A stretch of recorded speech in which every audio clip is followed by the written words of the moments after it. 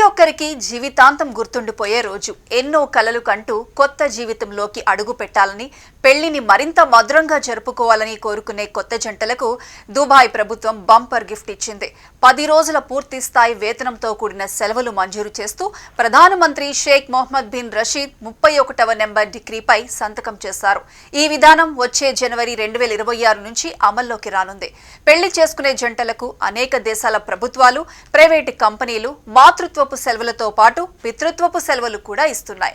ఇప్పుడు దుబాయ్ కూడా ఇలాంటి దేశాల సరసన నిలిచింది. పెళ్లి చేసుకునే కొత్త జంటలకు 10 రోజులు వేతనంతో కూడిన సెలవులు ఇస్తోంది.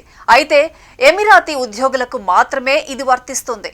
దుబాయ్ ప్రభుత్వంలోని అన్ని శాఖల ఉద్యోగులు, దుబాయ్ ఇంటర్నేషనల్ ఫైనాన్షియల్ సెంటర్లో పనిచేసే ఉద్యోగులు కూడా ఈ హక్కు పొందుతారు. అయితే ఒక్క నిబంధన పెట్టింది. పెళ్లి చేసుకునే జంటలో కనీసం ఒకరు ఎమిరాతీ పౌరుడు లేదా పౌరురాలు అయి ఉండాలి.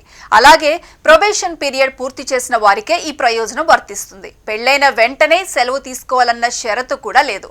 వచ్చే ఏడాదిలోగా విడతల వారీగా సెలవులు ఉపయోగించుకునే అవకాశం ఉంది.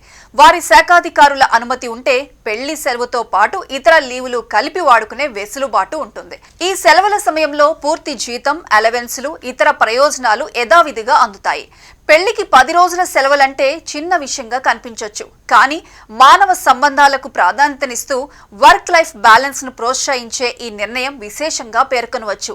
అత్యంత వేగంగా అభివృద్ధి చెందుతున్న దేశాల్లో ఒకటైన దుబాయ్ పనికి తగ్గ ఆకర్షణీయమైన వేతనాలు చెల్లించడం, పనిని బట్టి జీతాలు పెంచి ప్రోత్సహించడమే కాక మనుషుల భావోద్వేగాలకు విలువ ఇస్తూ నూతన దిశగా అడుగులు వేస్తోంది. పెళ్లంటే జీవితానికే మలుపు. దానికో ప్రాధాన్యతనివ్వటం, ప్రభుత్వ నిబంధనల్లో ప్రతిబింబించడమే ఈ నిర్ణయం గొప్పతనాన్ని చూపిస్తోంది.